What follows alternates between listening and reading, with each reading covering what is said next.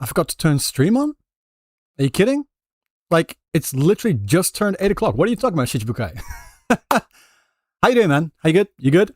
It's been a while. It's been a hot minute since I've done a stream. In fact, no. Let me just send some socials out, all that stuff, because I've actually I've completely reset my computer and everything. So I actually don't know if everything's going to be working correctly or anything like that. So there's that.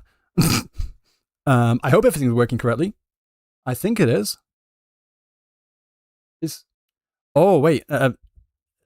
It seems, perhaps, 1 second, is the Twitch side not working? I think the Twitch side's not working. What's going on? What's going on? I mean, I'm not really a Twitch person anyway, to be honest. Does it really matter? Does it really matter? Should I just skip Twitch? Damn, that's kind of crazy. How would I do that? Good thing we're on YouTube. It is a good thing we're on YouTube. Exactly. I'm actually going to be watching this whole watch party with Amethyst Abrams. So that should be good. Yeah, I'm good, Shichibukai. How are you doing, man? Yeah, I need to set up all the Twitch and everything, all that sort of thing again. Ugh. Why? It should be connected. It should be connected. I don't know why. I don't know why it's not, but whatever. Screw it. It doesn't matter. It doesn't matter. I'll just do YouTube for today. Twitch is weird nowadays, anyway. Twitch is weird. Just change this thing here. You want good news from the stream? Oof, I want good news too. Did I play this game lately? I play Arknights Endfield every day. Every single day. I play Arknights Endfield every single day. Admittedly, it's at this point, it's mainly just logging in, doing dailies, and all the daily cleaning up stuff. I have a bunch. I have so many side quests and I have all exploration. I have so much stuff I need to do. I just have not had time to do it at all. At all. So it's kind of, I'm behind on a lot of stuff. So yeah, there's that.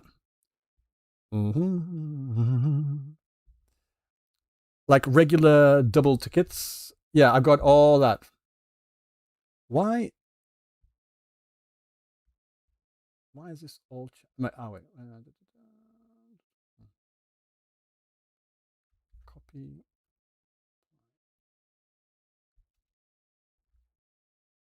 There we go. So chat should be showing up on the stream on the stream now on the screen. So it should be good. Damn, I need to get some music up in here. Oh, I know what it is. That's what it is. It's layers. That's where you are. Let's get some music up in here. You haven't found the charm of Arknights Endfield myself, except for character models. That's where I can't really. Yeah, I mean, it's definitely got a certain world that it's building, and as someone that's been playing the original Arknights, not since day one, but basically since day one, a few months after the launch, I've always been really into the world and all that. I really, really enjoy Arknights, the original Arknights, and I'm enjoying Arknights Endfield as well. So it's something you either vibe with or don't vibe with. Luckily for me, it's something I do. So, where's my music?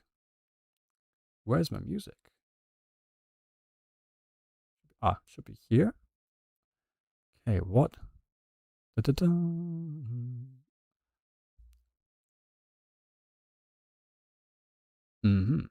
Ah. Okay, so I can hear music. Let's add another audio source over here.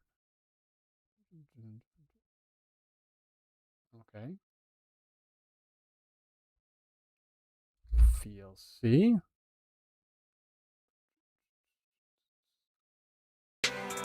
There we go. Might be a bit too loud for you, but I enjoy it. There we go. So, typo.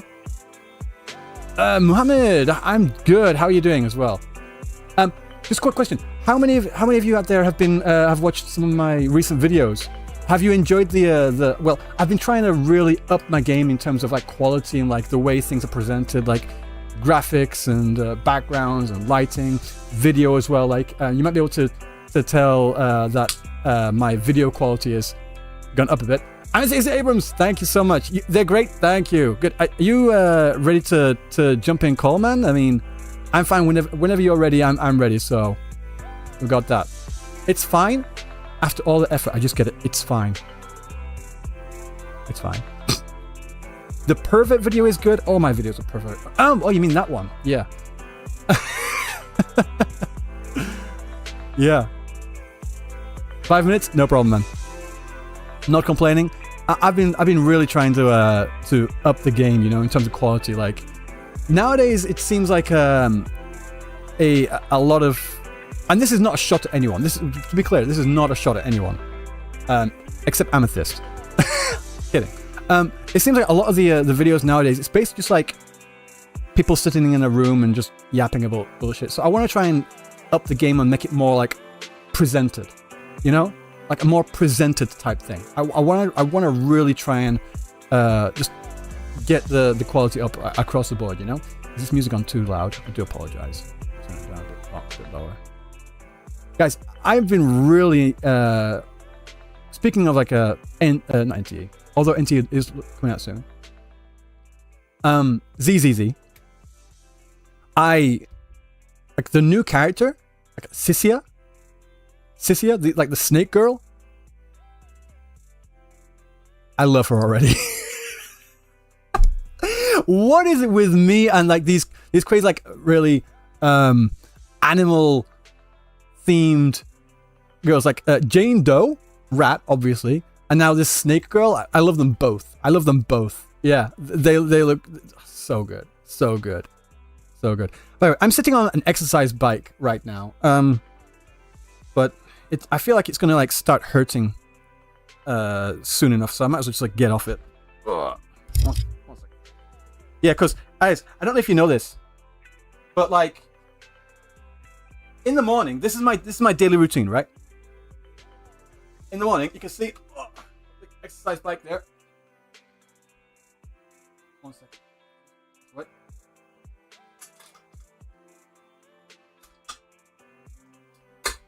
Right, sorry.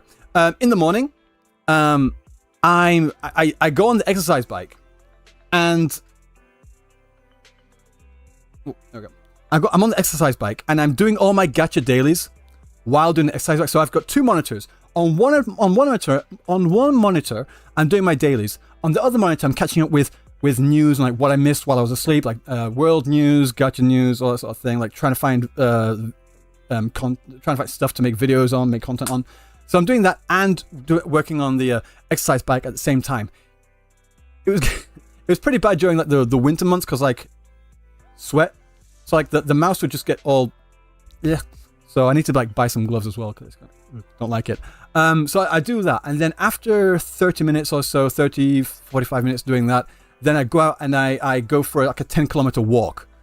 I take the dog out for a walk for 10 kilometers. It takes about hour 45 minutes. So like I'm just walking a nice calm pace. Yeah, and that's what I do in the morning. Active. You know, you need to go out, touch grass, do stuff. You know, move your body, all that sort of thing.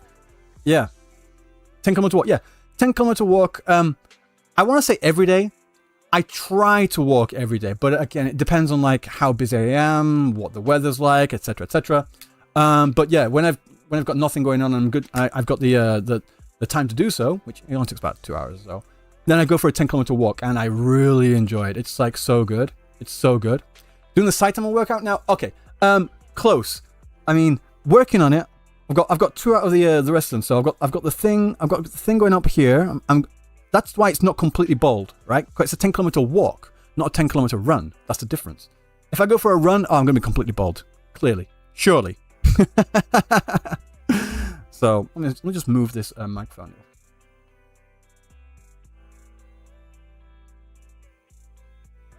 Alright, there we go. So yeah, that's why. Uninstall X is better quality of life. You are 100% correct. Unfortunately, I kind of need Twitter for like work and stuff, and it's really fun just to like argue with people sometimes. Like, it's really funny. It's fucking hilarious, right? Because when I argue with people, some people see it as me, quote unquote, crashing out. I'm having so much fun. I'm laughing my fucking ass off. It's so funny. That's how I de-stress, you know? So like, I'm laughing at people. I'm like, you fucking moron. Where people take it as like, you're a fucking moron. Like, I'm laughing at how stupid some of these people are online. Because there's a lot of them. And like, it is what it is, you know? Less hair means more aerodynamics. So win-win. I mean, of course.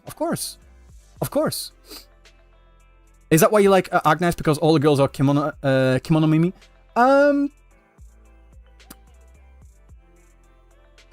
No. I don't think so. Not always. But I do like Arknights. And some of the designs are so good. So good. You know? Right. So how long we got on this? You've got another 18 minutes. Yeah, so guys, we've got this month is packed. It's got so much stuff. Okay, so we've got the Arknights Endfield live stream right now, like tonight. And then next week we've got both NTE launch live stream and also 3.3 for Wuthering Waves as well. And then all in the meantime, between all that as well, all the other content, all the other stuff that's coming out, I'm so busy. And there's like 4 or 5 other different articles about stuff in the gacha space that I want to make videos on as well. I'm eating good. Like, it's so good. Kaiden, welcome in. How you doing? In fact, maybe I should move chat down here. So when I'm looking down, it actually looks like I'm like looking down at chat, you know? But maybe I should crop this. I don't know how to do it. Oh well. Why is there such a... Oh, it doesn't really matter. But yeah, any predictions for 1.2, like who will be on the banner and their weapon type, element, and class? All right. So on the characters, I have no idea. But from the previous patch, I'm expecting Mihu and Zhang. Yeah, Zhang Yi. So that should be... If there's anyone else, I don't know. Are you going to play Mongol Star Drive? I've seen that quite a lot. I'm quite interested. I also played it a little bit at the Tokyo Game Show as well. But I'm not sure. Let me just move this. But it looks interesting. That's a question though. Guys, what games are you interested in for this year? Like the new games that are coming out, new or recently come out games that you guys are interested in. I'm trying to like figure out what kind of games I should mainly be focusing on. Of course, I'm going to make videos on whatever I want to make videos on, but like I'm just thinking like where's the community at? Where are they like mainly looking forward to? Because I'm looking forward to NTE, NTE Ananta, but we have no idea when Ananta's coming out. All that Monkai Star. What? Oh, is okay? Yeah. You look forward to NTE? Yeah. I think a lot of people should be looking forward to NTE. 1 second. I think a lot of people started like... What's the word? Started, I guess, just doom posting really about NTE as soon as they saw the information for Ananta. Like, I get it. They're very similar. Like, both open world or semi-open world, whatever. Open world, urban... RPG, gacha, all that sort of thing. But still, in saying that NT is coming out first, we still have no idea. I've played Ananta like a Tokyo Game Show, so I know what it's like. Pretty fun. But I do think, like, from what I've seen, there's a very, very different playstyle going on as well. But yeah. Azure Familia, I don't know about Azure Familia. It just seems too, for me, it just seems a bit too cartoony-ish.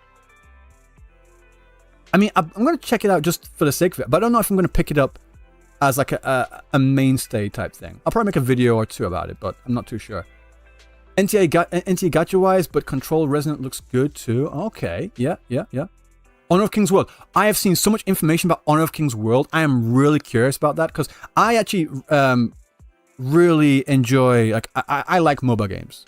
I'm terrible at them, but I enjoy them nonetheless. One of my favorite MOBA games was actually the more knockoff version of, I think it's League.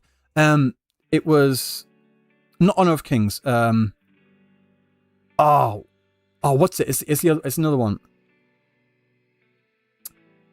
I'm completely. But there's another one. Like, and the character. I'll just search for the character's name. Valheim. I was a major Valheim main.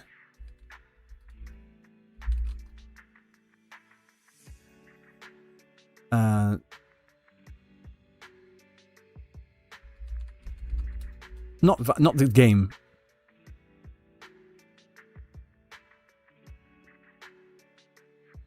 Not Valheim. Not that Valheim. Ready soon? Sweet. But yeah. Rewriting Cadence. Yeah. I'm really interested in Rewriting Cadence. It looks pretty cool. Mobile Legends. No, it wasn't Mobile Legends. It wasn't Android MOBA games. I'm just going to search for that.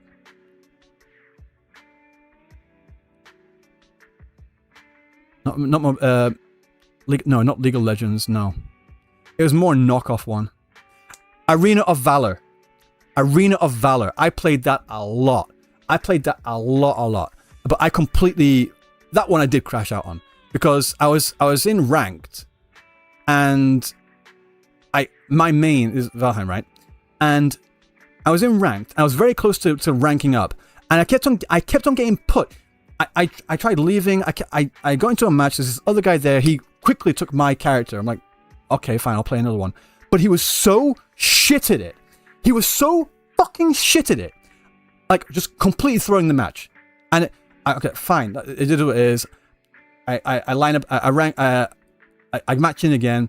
That same guy's there, instantly taking my character. I'm like, dude, choose a different character. You're terrible with him. I will play it. We'll win. Is it? Oh, no. This is like in Japanese. Oh, no. I'll do better this time. Oh, will you really? Play the game. Fucking throws it again. I'm like, fuck. Third time round, same thing. Like, dude, choose another character. I will play and I'll carry. All right? No. I'll do better. No, we're in ranked.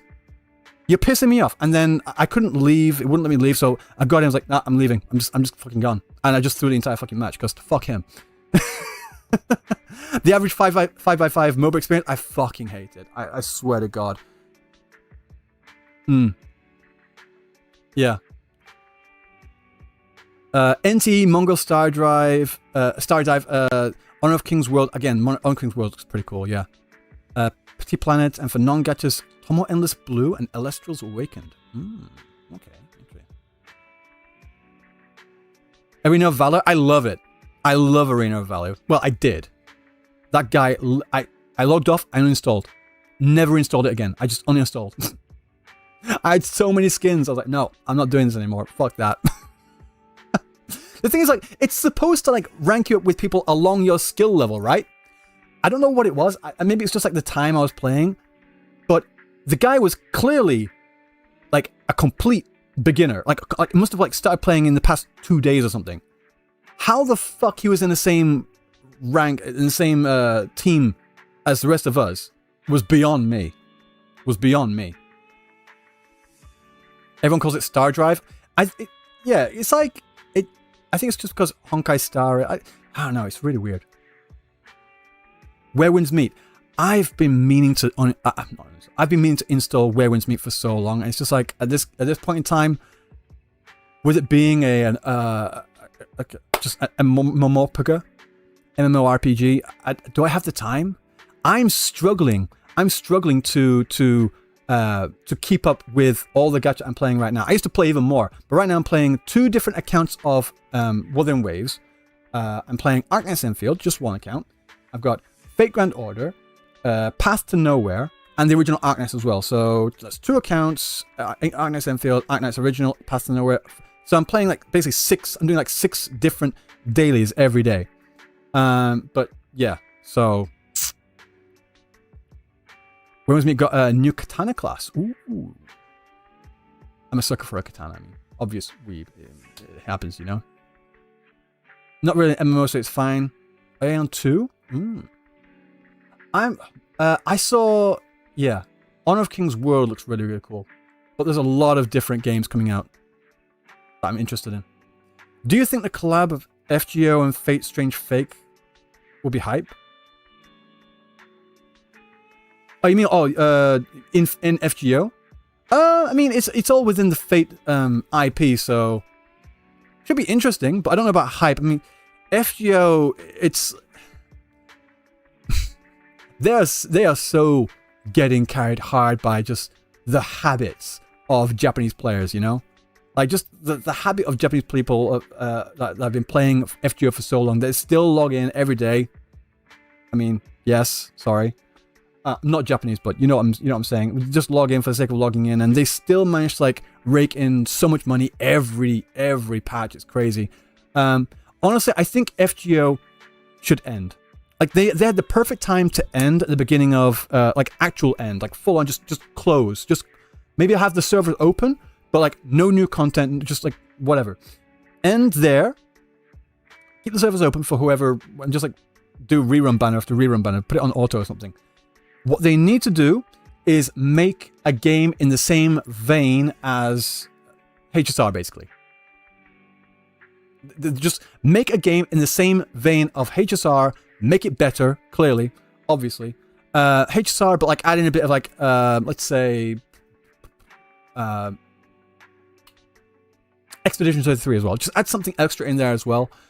And just like do the entire thing again, basically. Just do it all of FGO, but with that level of graphics, like a HSR or better levels of graphics and that kind of gameplay, they would rake in so much money, and HSR would fucking die. They would literally die. Probably, but I mean, we'll see. Lord of Mysteries. I have heard of Lord of Mysteries. That looks pretty cool. Apparently, it's really, really big, especially in China. Of course, in China, but like. I've liked a few posts on Twitter about Lord of Mysteries, and then Twitter algorithm being what it is, I just started seeing so many more posts about Lord of Mysteries. Who else has heard about Lord of Mysteries? And I started seeing some more, and like these posts are getting like so many thousands of likes, and it seems like it's a massive IP. I'm like, how have I never heard of this before? It looks pretty cool.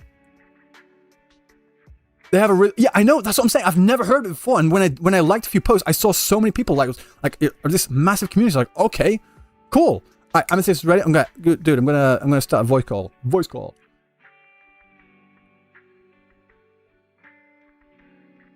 Calling. Was Webtoon right? I don't know about Webtoon. Amethyst, how you doing, man? How you good? I'm good. Let's just turn you up a little bit so I can hear a bit more. Yeah. Just check. Can you hear Ryuuku? Let me know. Type 1 if you can hear Ryuuku, and if he's clear. I think he's pretty clear. But let me know if you guys can as well. Yeah, how you doing, man? I'm good. How you doing? Yeah, not too bad. Not too bad at all. Not too bad at all, mate. I'm excited about this. Double audio. Yeah, I've just disabled the Discord. It should be better now, guys. I've just disabled the one. Yeah. Okay, I've got rid of the double. Yeah. No, I'm excited about this. A few of my chat are excited about this as well. That like they're actually very keen in seeing what the new units are specifically. Mm-hmm. Who are you expecting? Because I'm expecting like Mifu and yeah. I mean, it's got to be those two, right? I mean, who else would it be? I think if it's going to be Mifu, Zhuang, if not this is a long shot. It's not going to happen. Ardegir or Nefereth. It's not going to happen. It's not going to happen at all. Nefereth. I don't think Nefereth. No. Oh yeah, fun fact, Nefereth's voice actor now follows me. Asshole. Yeah, Nefereth's voice actor now follows me. Oh. Yeah. Because she actually finally officially, I kind of knew who it was anyway because I recognized her voice, but she finally officially revealed that she was voicing Nefereth. She got like the green light and the go ahead.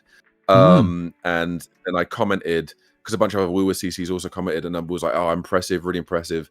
And she kind of saw that I was sort of replying to a couple of voice actors I already know, and then she followed me. So when Nefereth inevitably comes to the game, I have to be like, yo, your character's out. Can I need to do some more interviews as well. Like, I do some of these interviews for like the Wuthering Waves characters. I want to do more interviews for different games as well, like, which including Arknights Endfield. So, I mean, if you can get me the connection, you know, I'm just saying. You said the networking event, the network event, networking. No. I want to do more Arknights Endfield content. I do want to do a lot more Arknights Endfield content. Yeah. I did a few bits about Endgame and a few bits of. I did the story in 1.1, but I didn't do anything else other than mainly the story. I stream it a lot and I play it a lot in my spare time. Like I play it a good amount. And I do dailies every day. I do all the stuff I need to do. It's really fun. It's really, really fun. And yeah, I'm excited to see what they're going to be doing for this. People I really asking am. him, speaking to him. I'm just going to write a letter.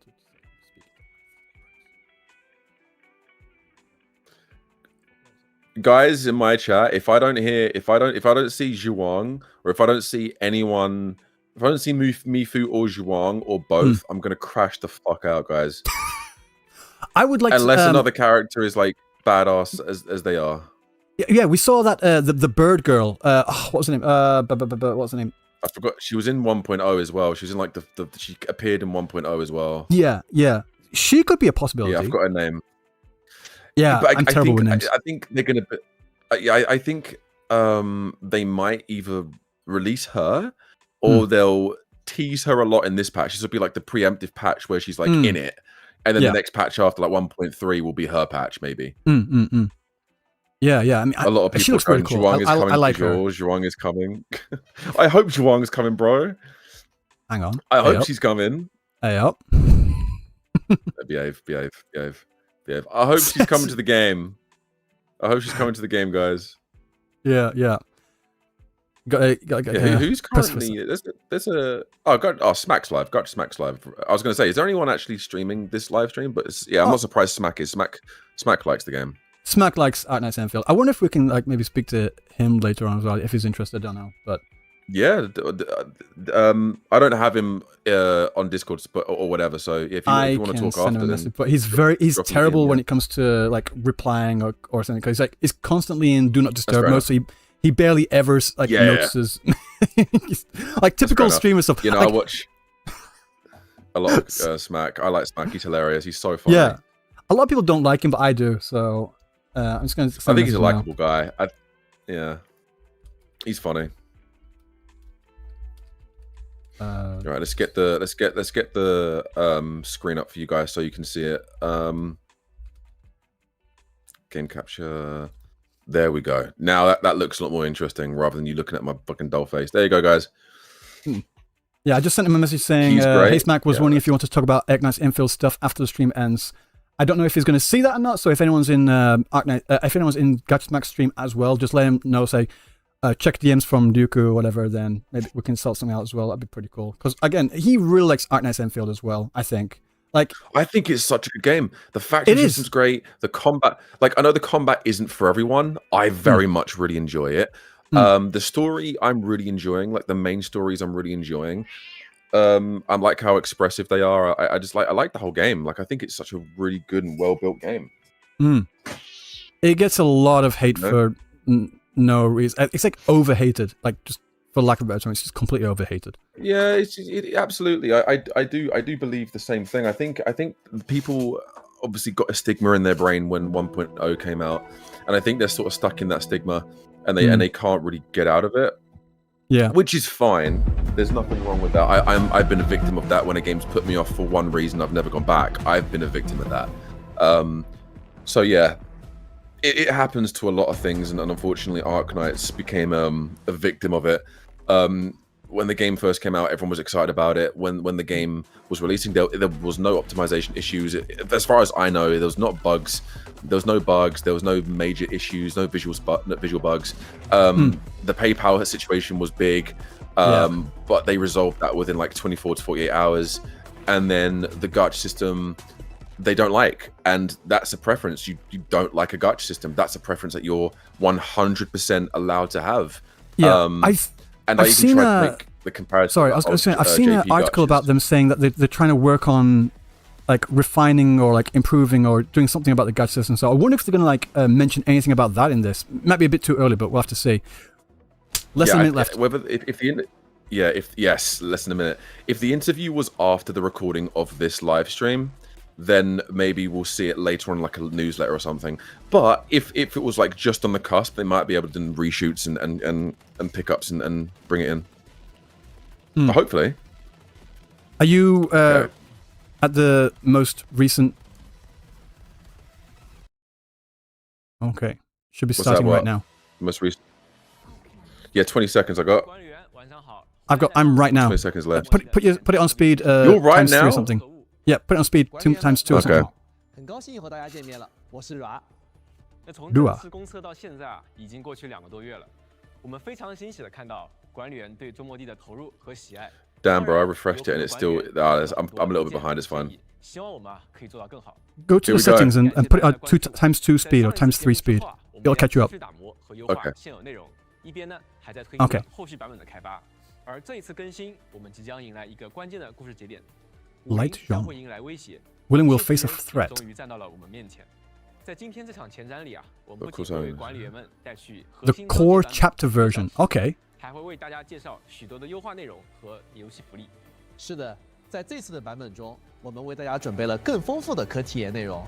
相比之前啊，新版本内会包含更多的地图、 Oh, 新 more 的 maps. 各类活 Okay. 动玩法、 New events, gameplay, and 无论 content. 是 Okay, 关 so 于 I'm 主 here. get in I'm new here. 主 areas. 线故事，还是说在地图中探索， Okay, 或 I'm 者 here. 说 I'm here. 是 I'm 研 here. 究新的工业 Still 系 got new 统， maps. 相信都能够 New 获得全新 AIC 的体验。 plans. 那接下来话不多说，就让我们先来看一下 Without 版本 further PV ado, here 作为 comes 快 the 吧。 version Version trailer. trailer. Okay, let's have a look. Oh my god, it's wrong. It's wrong. It's wrong. I know, it's wrong. right? It's gonna be her. It's gonna be her. It's gotta be. It's gonna be her. She looks so It's good. her. It's Oh! her. It's her. Together. It has to be. She's going It is. Super Saiyan. It's gonna be her. It's her. It's her. Oh, Wait, it's the No bird way. girl. What's her name? is it serious? Bro, oh my god. Bro, look at this. This looks so good. Oh, Mifu. Ether as well. I love the vibes in this. I swear to God, man. What? Face out, thank. No, not face out, but kind of face out. Oh, that's such a Oh my badass. god, So, Nefrid and Strong are fighting. They're fighting. yeah. Go. Come with me. Return to the place neath the Aurora's crown, Oh wow, this map looks the really good. origin of all life. There lies the truth you seek. Keep hiding your secrets. Once I Oh stop my you, god, this looks I shall incredible. reveal Yeah. the truths Oh, who's myself. that? Wait, What what? the hell is that? That's Nefrid. Who was That's that? Nefrid. Was it That's Nefrid? Nefrid. Second form? Yes. Third form? Yes. Oh, hell It's a yeah. dragon, bro. It's a dragon.